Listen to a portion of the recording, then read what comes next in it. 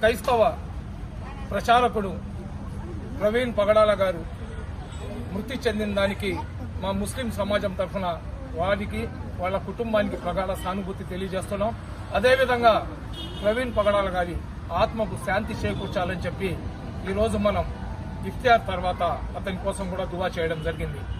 గతంలో అతను కొన్ని అనుచిత వ్యాఖ్యలు మొహమ్మద్ ప్రవక్త గురించి చేసినప్పుడు అతనికి మందలిస్తూ క్షమాపణ కోరుతూ వీడియో పెట్టమని చెప్పి మేము కొన్ని వీడియోలు చేయడం జరిగింది.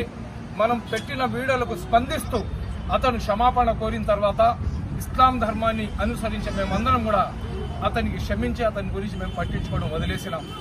ఏదైతే రాజమండ్రి దగ్గర ప్రవీణ్ పగడాల గారు అకస్మాత్తుగా మృతి చెందారో దాని మీద రకరకాల ఊహాగానాలు వస్తున్నాయి. దీని మీద పోలీసు వాళ్ళు సమగ్రమైన విచారణ జరిపించాలా. ఒక మంచి వ్యక్తిని ఎవరైతే చంపేసి ఉంటే వాళ్ల మీద కఠినమైన చర్యలు తీసుకోవాలా. అయితే ఊళ్ళో పెళ్లికి కుక్కల హడావుడి అన్నట్లు కొంతమంది అనవసరంగా నా పేరు పెట్టి నన్ను రాద్ధాంతం చేసే ప్రయత్నం చేస్తున్నారు. ఇస్లాం ధర్మంలో ఇస్లాంను అనుసరించే ఏ వ్యక్తులు కూడా ఒక వ్యక్తికి అన్యాయంగా నష్టం కలిగించే పని చేయం.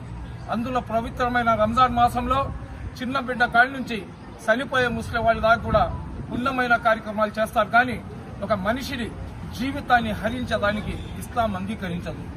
ఏదేమైనా కానీ అతనికి అది యాక్సిడెంటా లేదా మర్డరా అనేది ఖచ్చితంగా రాష్ట్ర ముఖ్యమంత్రి, అదేవిధంగా లోకేష్ బాబు గారు, అదేవిధంగా హోమ్ మినిస్టర్ గారు, డీజీపీ గారు వీళ్ళందరూ కూడా అన్ని కోణాల్లో విచారణ జరిపించి ఎవరైతే దోషులు ఉంటారో వాళ్లకు ఉరి శిక్ష వేయాలని చెప్పి మేము డిమాండ్ చేస్తున్నాం. ఎందుకంటే మా ప్రవక్తకు చెప్పినప్పుడు ఖచ్చితంగా మేము రియాక్ట్ అవుతాం.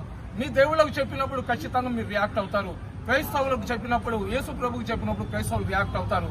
కానీ అతని ముఖం మేము చూడలేదు, మా ముఖం అతను చూడలేదు. ఏదైతే అతని వీడియోస్ లో డెబిట్స్ లో మొహమ్మద్ ప్రవక్త గురించి చేసిన అనుచిత వ్యాఖ్యలు ఏదైతే ఉన్నాయో దాన్ని ఖండించే సందర్భంగా అతని మీద మేము చాలా కఠినంగా అయితే మాట్లాడిన మాట వాస్తవమే. ఖచ్చితంగా అతను క్షమాపణ కోరిన తర్వాత అతనికి మేము క్షమించేసి అతని జోలికి మేము వెళ్లకుండా మా పనులు మేము చేసుకుంటున్నాం.